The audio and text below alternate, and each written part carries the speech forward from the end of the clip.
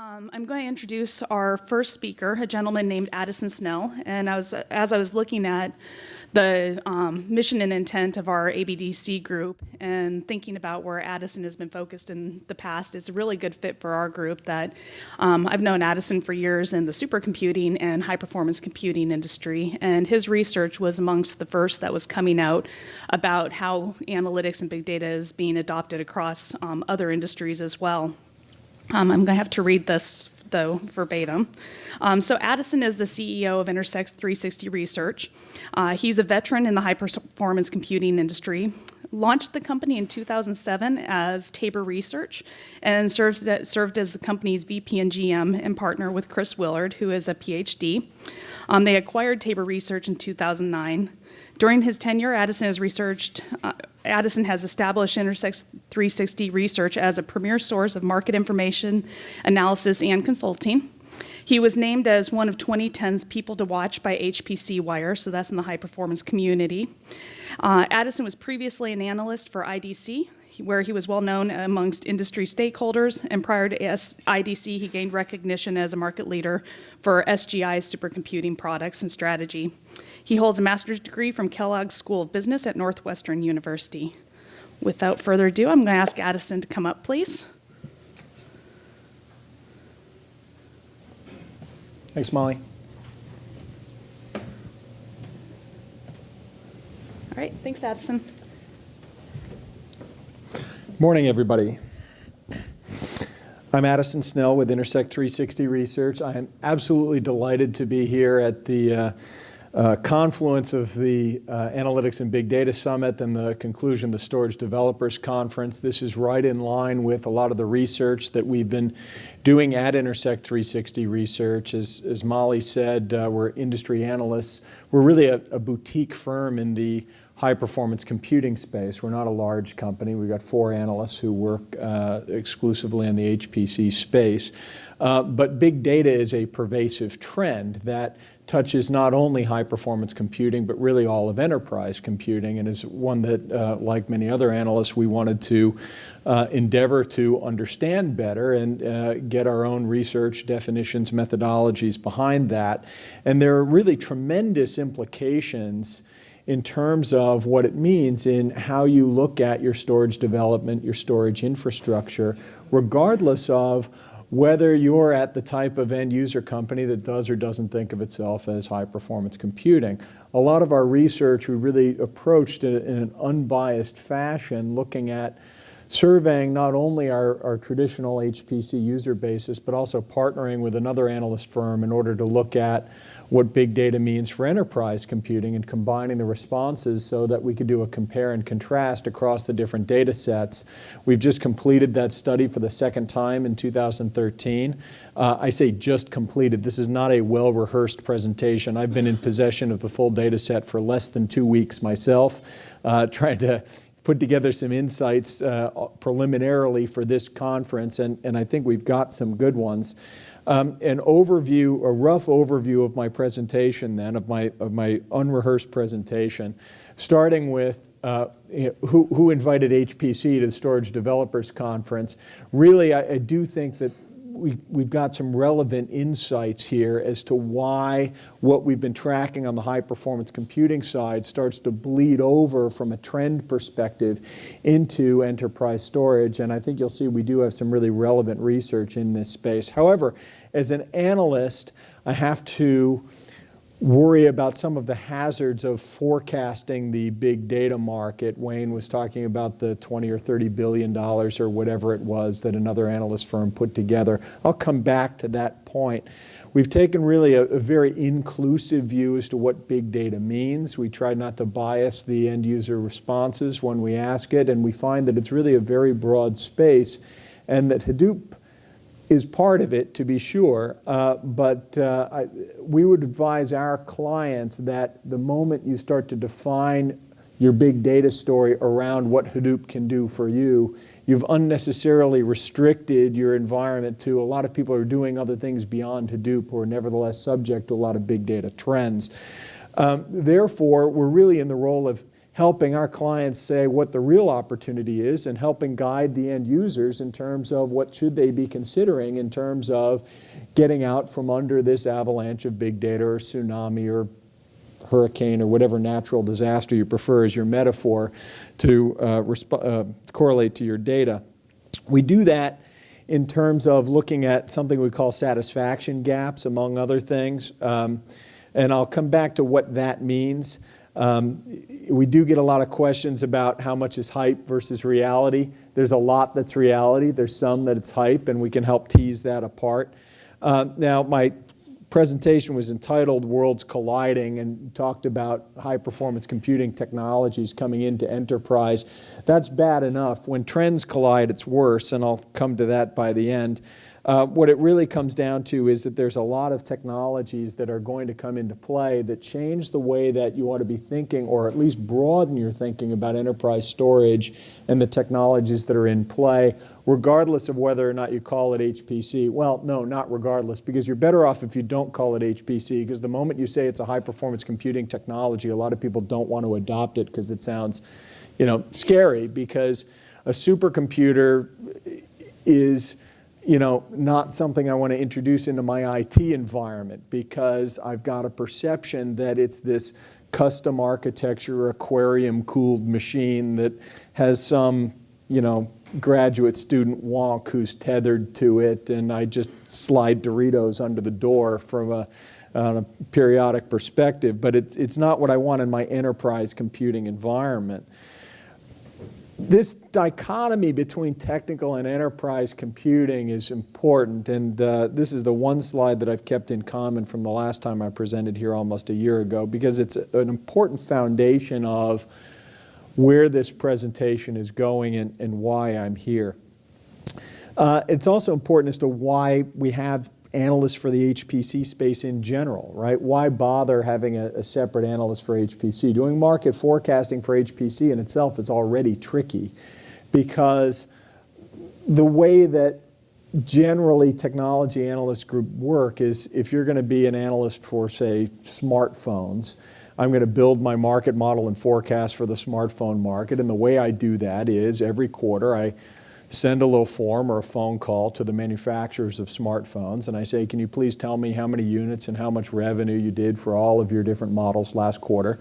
They tell you, you put it all into a spreadsheet, and then you sell it back to them for $60,000 a year, which is a really great business model, but for high-performance computing doesn't really work, because HPC, you tend to be, or technical computing, if you want to talk a little more broadly, you tend to be talking about use cases, and you can see the same technologies or solutions sold across both HPC and non-HPC types of workloads.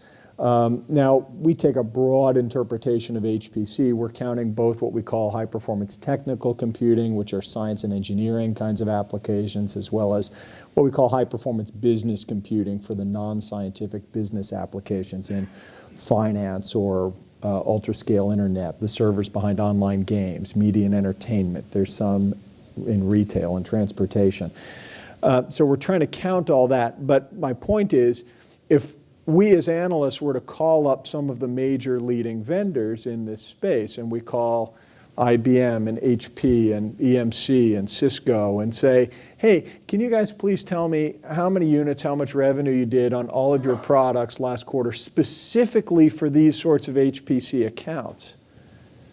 First of all, they have no idea. They really don't know. They'd like to pay me for that information if they could, and fortunately many of them do. But beyond that, even if they did know, they wouldn't be allowed to tell me, because it's not at the business unit level, and to provide analyst guidance on anything below the business unit level violates Sarbanes-Oxley. So they don't know. If they did know, they couldn't tell us. That means we have to compensate by doing an awful lot of end-user research and building some pretty sophisticated market models about how much money is really going into HPC versus enterprise. So that's why we, well, that's how we go there. The reason we go there is because there's a fundamentally different mindset between technical computing and enterprise computing. One of the more interesting things to me about this is that you'll hear both sides of the equation used the term mission critical in describing their IT deployments.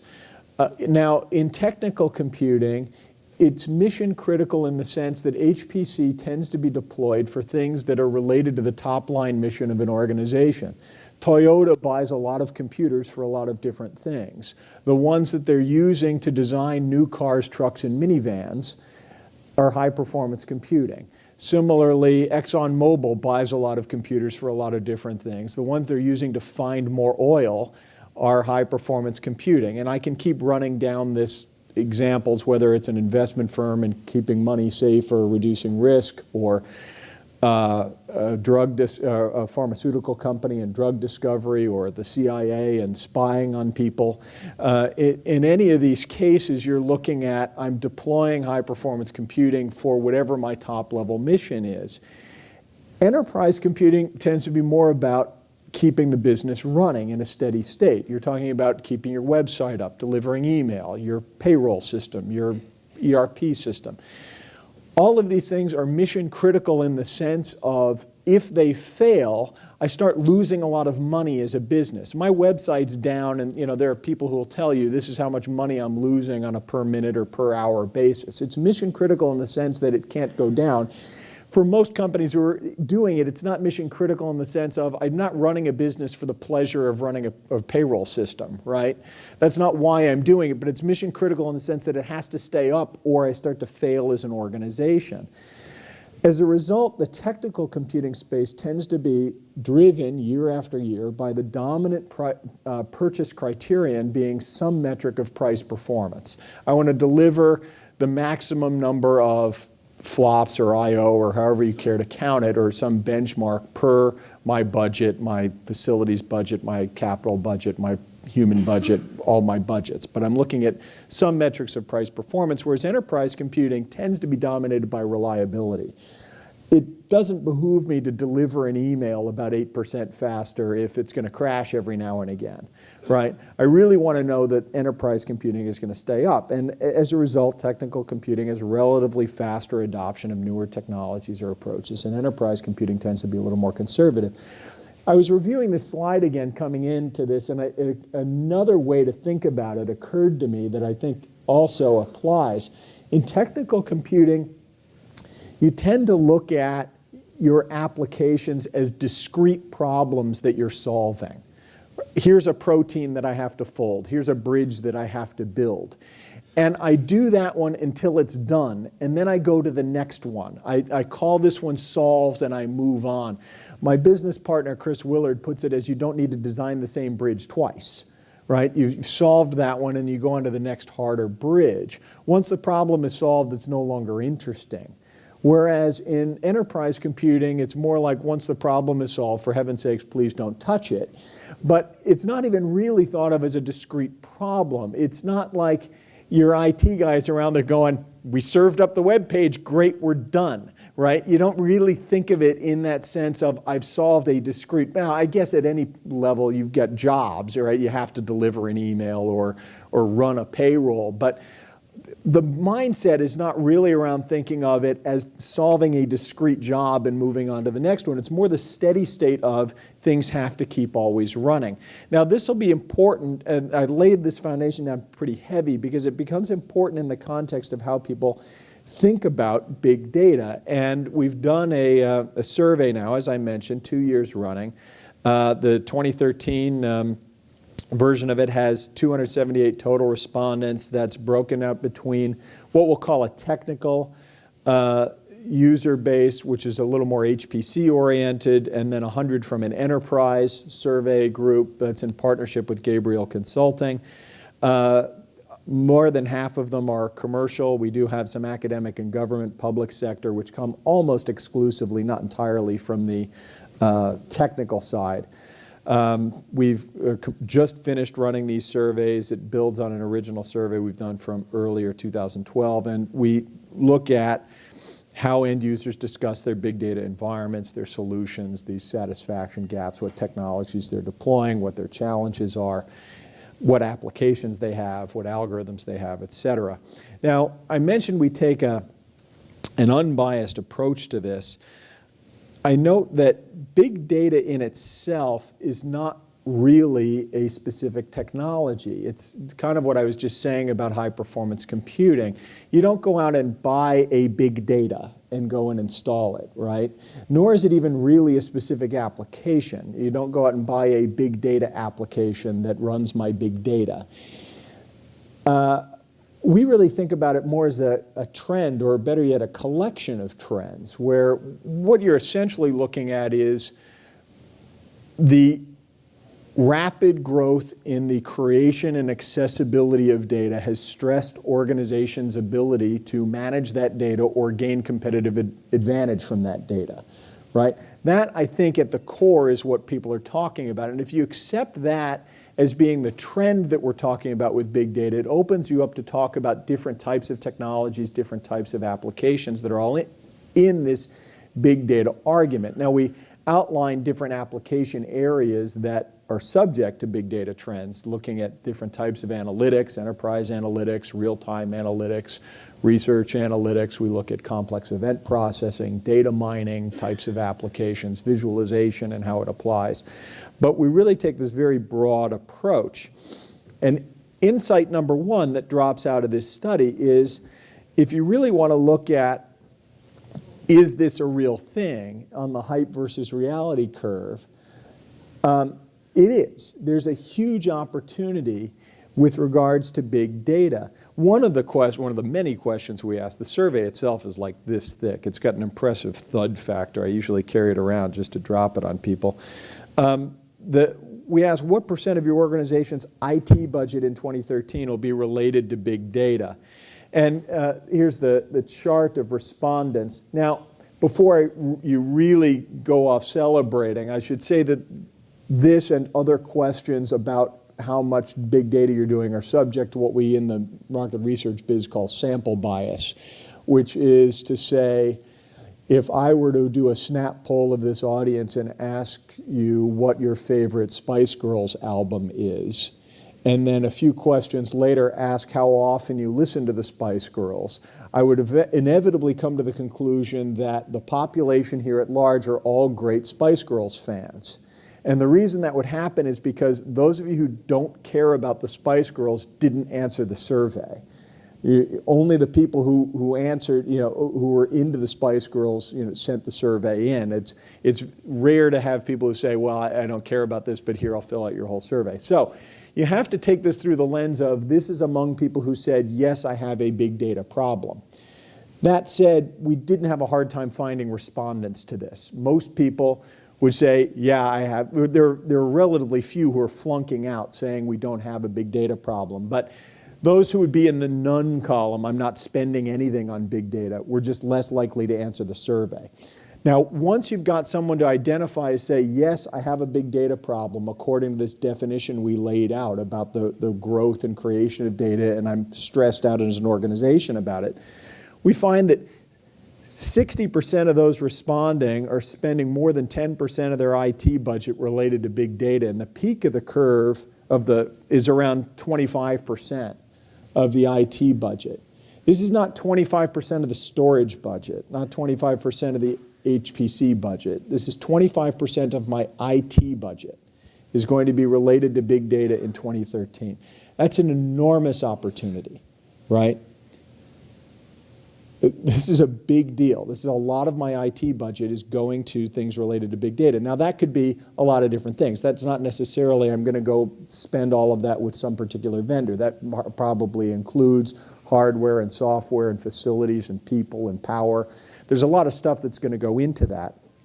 And therefore, you need to use caution when you describe the size of the big data market. And here's where I'll come back to my point about, I think it's hazardous to say the big data market is some impressive number of billions of dollars and it's going to grow at 11% over the forecast period, reaching umpty-ump billion by the 20 however many teen. The problem I have with a forecast like that is I'm not sure specifically what it is that you're meant to count. If someone says the big data market is $30 billion, I want to know what's one unit of big data and how much does it cost, right? I don't get what you've counted when you say that. Because a lot of this is not new spending, right? A lot of it is stuff that I'm already spending, or it's people that I already have. You know, if I already had a server and attached storage and a network and I start doing analytics, how much of that expenditure am I counting in the so-called big data market when I already had it before, right? And you can define that. You can say, well, it's only the incremental spending, or it's only this kind of person. But without very specific definitions on what's being counted, I would encourage anyone here to be skeptical of what do you mean when you say how much revenue is in the big data market. That really requires a lot of definition. And I can draw that circle really small or really big, and I can give you any number you want according to how we want to define it. So we haven't done that. I will come back to the size of the opportunity, but when we talk about big data applications then, this gets into how we define the space. I think the most fascinating thing to me is that when we talk about the hype versus reality, someone asked me about this at a different presentation last week. You know, where are we on the hype and reality? I think end users are really well entrenched in the reality of this. And I think if anyone's guilty of hype, it's the vendor community, who has a natural tendency to want to jump on, here's the solution that's going to solve this for everybody, and we've got it, and you should come buy it. And of course, they're motivated to do that because I'm in marketing and I'd like to sell you my stuff. But the reality of where we are in the application space, which is where the end users are living, is a little less mature. Not that they aren't spending a lot of money on it or have a lot of algorithms or effort, but it's not quite as neat as here are all of these packaged solutions that I'm just going to go buy it and I'm all set from a big data perspective. And the greatest way that this comes out is when we ask the vendors to describe their solutions, we hear words that are different than when we ask the end users to describe their applications. Asking the vendor, describe your big data solution, you will very quickly hear Hadoop come out of their mouths, generally. You'll probably hear something about graph problems, graph analytics, and here's my solution to that. Those are two words that the end user community largely does not use when we ask the question, can you describe your big data applications? And that's because now, this table is from the 2012 version of the study. I haven't included the 2013 version because, one, this is the hardest table to code up and clean and everything else, and we're just not there yet. And the other reason is because you haven't paid for it. And I want to deliver it to my clients first. But you'll notice that right away in 2012, half of the applications that people said that they were running related to big data were internal. And then the other half split between purchased and open source. Public sector was a little heavier on open source and commercial was a little heavier on purchased. But either way, it was 50-50 off the top were internal. My casual analysis of the data so far, before I've cleaned it and really gotten rigorous about it, is that the percentage of internal has gone up over the last 18 months, as opposed to the other way around. There's not been a trend toward prepackaged. It's actually gone the other way. I would stake my early analysis on that. So we're at better than 50% are internal. Now, in that 2012 study, only 17% of respondents mentioned Hadoop. Please tell us what your big data applications are, they fill them in. 17% mentioned Hadoop. The newest iteration, again, I haven't fully counted it, but I can tell you conclusively that has gone down.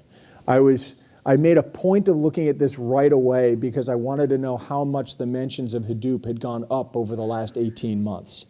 Fun thing about being an analyst is sometimes you surprise yourself with your own data and you go, that's funny, why did that happen? And I'm convinced looking at the answers that it's not that end users aren't using Hadoop, okay? It's there. But what you tend to get is Hadoop being a framework that I'm trying to build something else on top of. And end users describing their big data implementations are a lot more focused on what's my algorithm than what's the framework I'm using to try to describe my algorithm. And to me, what that means is if I were to try to sell a big data solution, It's more important to talk to the end user about what's your algorithm, what's your approach to this problem, and how can we help you get that to scale, which might or might not include Hadoop, right? But let's get to Hadoop at the end. And this, when I've mentioned it with other end users or storage developers, storage IT guys, has resonated. Because really what you're dealing with is a scalability problem. I'm trying to approach this analytics thing for the first time, and maybe Hadoop is presumptive. And I even think that in 2012, a lot of the words around Hadoop were on the hype cycle, right? Which has started to cool down on the end user side. I think maybe 12 months ago, you had more end users who were on the, gosh, I've got a big data problem. That must mean I need to get a jar of that Hadoop stuff so I can rub it on my data.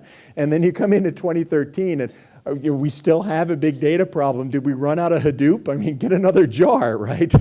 So I think we're getting past that, or have passed that on the end user side, and that storage administrators are really in touch with what is the problem I'm trying to solve, and what are the different frameworks for solving that. And it's not as simple as finding the killer app. This is another thing where the vendor community will very quickly ask us, because we're the consultants, what's the killer app? What's the app? What are the top 3 apps I have to get on to blanket this space? And it happens to us in high performance computing too. We often ask the question, and I say, well, it's really a spread out space. Yeah. But what are the top 5 I need to cover the majority of customers? Or the 80-20 rule, right? What are the top 20 applications that cover 80% of the market? Then I show them the data. In high performance computing, the top 20 applications cover 45% of the market. The other 55% come from onesie-twosies that are all over the place. I swear to you this is true, and big data follows a lot like this. The top ISVs in this space are getting 6 or 7 mentions out of 300 customers, right? And it's a really long tail. This is not, this is like measuring the tail of the snake, right? Is where all the applications are. That's the shape of this curve. And it's really difficult. So, people jump onto Hadoop because if you pressed me and said, what's the biggest, most used application in big data? All right, it's Hadoop. It's mentioned by 17% of respondents. But that makes it the biggest brownie in the pan in that sense. I can't point to any other brownie that's bigger than 17%. But there's an awful lot of brownie pan that's not in that 17%. And if you just go in and say big data equals Hadoop, you leave behind everything else, including the more than half the pan that's full of atomic brownie crumbs that just didn't bind together, that are people's in-house applications and algorithms that are just one-offs because no one's running anyone else's in-house application. But if you think about it from the standpoint of, I can help you scale your internal application as being 3 times the market opportunity of, I can help you with Hadoop, right? It maybe opens your mind a little bit to how important that message is and how much that matters for the end user. But there are significant implications to what that means from the IT side, on the end user side, in terms of what kind of solutions they're going to consider. But before that, to define the opportunity, how much is there in this space from the vendor side? I think the best way to look at that is how much, well, there's 2 things to look at. One is how much incremental revenue is going to come into it. You can say how much is the big data market, but most of that money was already there. Are people going to increase their spending because of big data? So another question we asked with regards to budget is, what's your 2-year expected change in IT spending, right? How much more are you going to be spending overall on IT 2 years from now as opposed to this year? The bar in the middle there is no change. Actually, the most common response, just a tick ahead of that, was up 10 to 20%. And if you look at the ups versus the downs, there's a pretty strong indication that people who said they have big data problems have what I will project as a stronger than normal growth curve in their IT budgets. Now, enterprise spending is growing a little bit, depending on which analyst you ask. It's not necessarily 10% a year, right? But to look at this kind of growth for big data is a big deal. Now, the next question is, what is that opportunity? What kind of new solutions can we solve, and what do end users need to be considering? That's a very in-depth part of our survey where we have technology modules in storage, in compute, in interconnect, in cloud, looking for what we call satisfaction gaps. Now, you can glibly say my satisfaction has a gap in it, but there's something specific we're measuring here.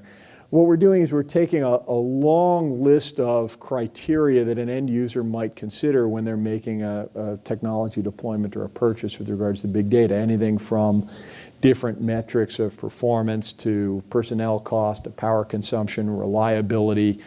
And we ask, how satisfied are you? Or at first, how important are these when you're making your decisions? And they rate them all on a scale of 1 to 5, which is what we analysts do.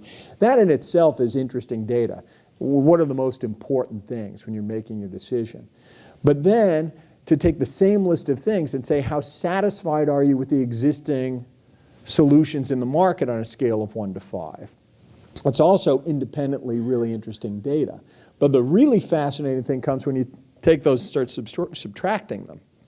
Because where there's a market opportunity is the areas where you say it's high importance but low satisfaction.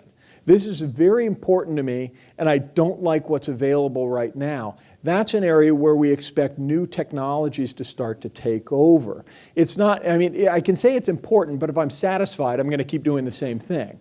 Or I can say I'm not satisfied, but if it is important, it's not painful enough to me to make a change.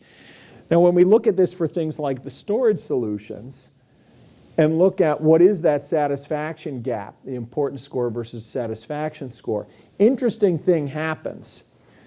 I/O performance comes to the top of the list, but more importantly than that, the top 3 satisfaction gaps, and these are the top 3 out of a list of like a dozen that we asked with regards to storage. The top 3 wind up being the same for both the technical group and the enterprise group. And even in the enterprise group, you get a metric of performance that winds up coming in number 1 ahead of both storage capacity and RAS, which are kind of the traditional top 2 when you look at how do I buy storage for enterprise. How I buy storage for big data, now performance comes into it real awful fast. And this isn't the only place where we ask about I/O performance. There are, what's your I/O challenges and barriers and all kinds of stuff, and it keeps coming up, I/O, I/O, I/O. This is one graph I was able to pull together for this chart. What we have here is an HPC-like mentality starting to creep over into enterprise. And there are really strong reasons for this. One is that if I wasn't having a performance or scalability problem, then I might not consider myself to have a big data problem to begin with because my systems are just, kind of handling it. But it also has to do with how you think about your big data problem, which is to say people start thinking about it as a discrete problem. I would like to run analytics on this data set and run that to some kind of solution and conclusion. And there might be iterations. I could do it over different data sets over time. But now you start getting this mindset again of it's not like I'm running big data in steady state necessarily. There's some real-time applications that you do, but there are real-time HPC applications also.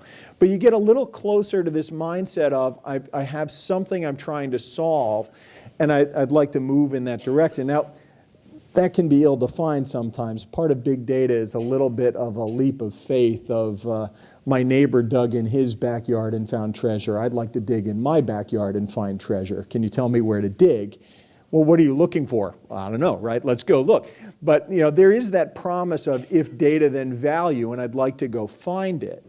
I/O performance really comes up very strong. Your other metrics of performance do as well, depending on what things you're looking at. I mentioned we're also looking at interconnects and cloud and other things, and they've got their own charts.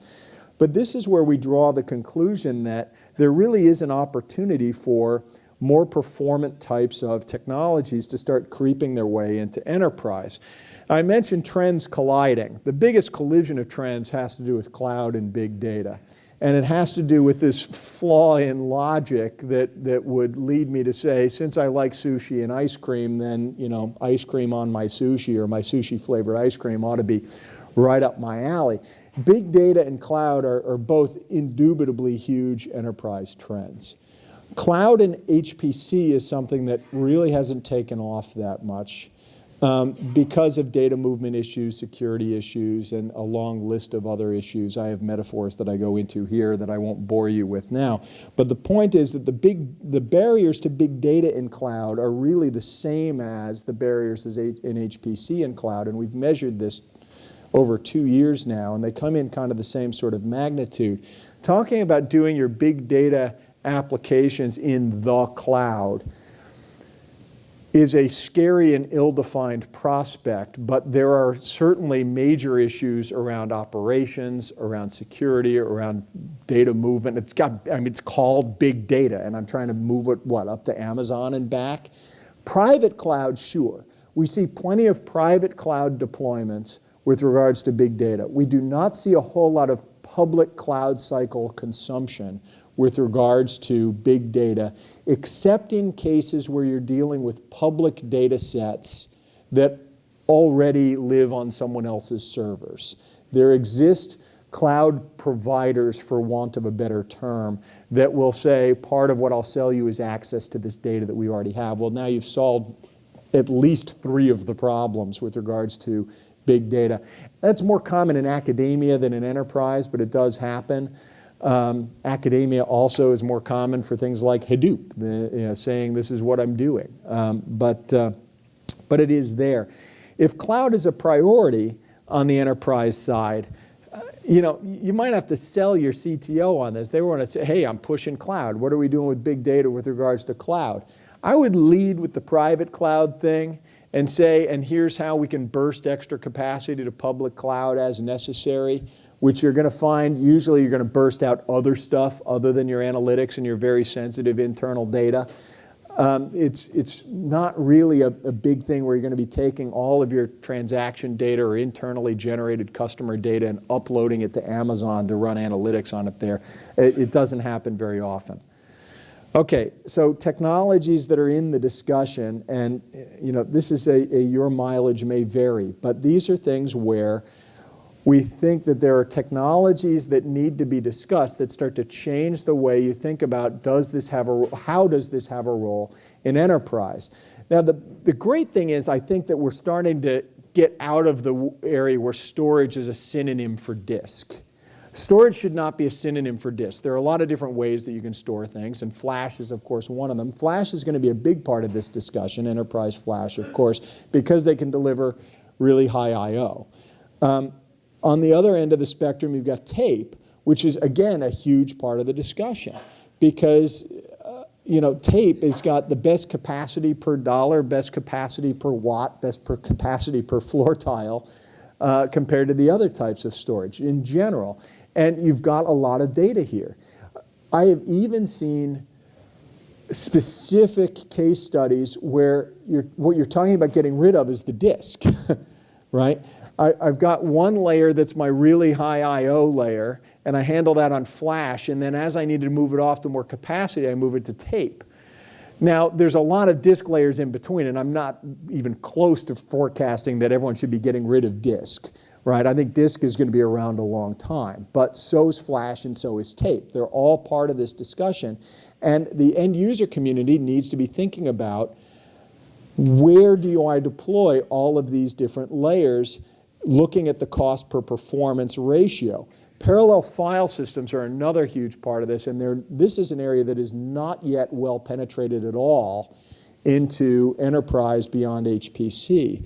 But to look at, gosh, dare I say things like Lustre or GPFS, the idea that I can scale a file system without the I/O server, I should say, becoming a choke point or a bottleneck. These are technologies that ought to be considered. The problem is even the vendors themselves will often admit that these have not been ready for enterprise prime time in terms of reliability. I think they will be. Lustre has a good consortium behind it. IBM has productized GPFS into its storage servers. I think that this layer will eventually get hidden behind other more enterprise recognized file systems like NFS or the custom file systems that you get from your trusted storage providers. Could you use PNFS as a front end and then export it to a Lustre or GPFS back end? We need to work this out a little bit, but my analyst opinion is that we're going to get there. And it also, by the way, goes back up to the storage side of where you are with flash and with tape, because you can put your metadata layer for your parallel file system onto flash for really high performance. You can put your parallel file system over tape and look at things like active archives, which I know are discussed as part of this. I think that's a really exciting development in tape, and you're going to consider to see that. High-speed fabrics. You know, this gets us to the old joke of there's two types of networks, Ethernet and Ethernot, right?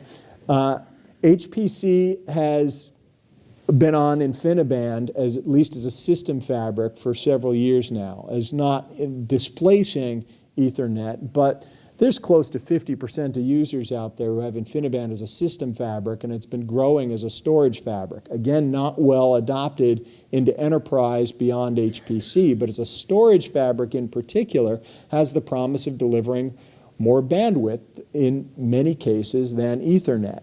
Is your enterprise ready to consider high-speed fabrics if they're not Ethernet? Gosh, I don't know. Sounds scary. What kinds of expertise do I need in order to administer that? I put MPI on here, message passing, because if we're all going to be talking about Hadoop, which is almost a scatter-gather kind of framework for, I mean, it's a programming model. Hadoop is a programming model. Where is that right to do versus something like message passing? Right? There are a lot of algorithms out there that are, I think, going to scale better in an MPI kind of framework than they are in a Hadoop kind of framework. But we've associated MPI with supercomputing wonks and Hadoop with serious enterprise IT big data. I think there's a lot that can carry over through here. Large shared memory spaces is another. Sometimes it's going to behoove me to take my entire data and cram it all into memory. Right, if I have a large shared memory and I can access it faster without going out the disk. Accelerators, maybe, depending on how we get around to programming them. I think you'll see these in selective use cases getting deployed, but you need to get a lot more specific about what the application is. But the way I would sum this up is, you know, of course I talk to people like supercomputing labs, and they'll say, gosh, that's not big data. They don't know what big data is. We've been doing however many petabytes of data for however many years. We have real big data. And I got to say, I think that's really arrogant.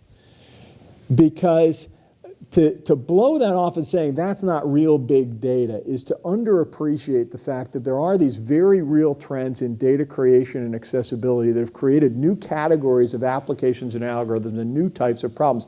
Furthermore, I don't think there should be a sign that says you must be this tall to enter before you have a big data problem, right? That it's not measured in an absolute number of IOPS or bytes any more than HPC is measured by an absolute number of flops. It's more about the rate of change here.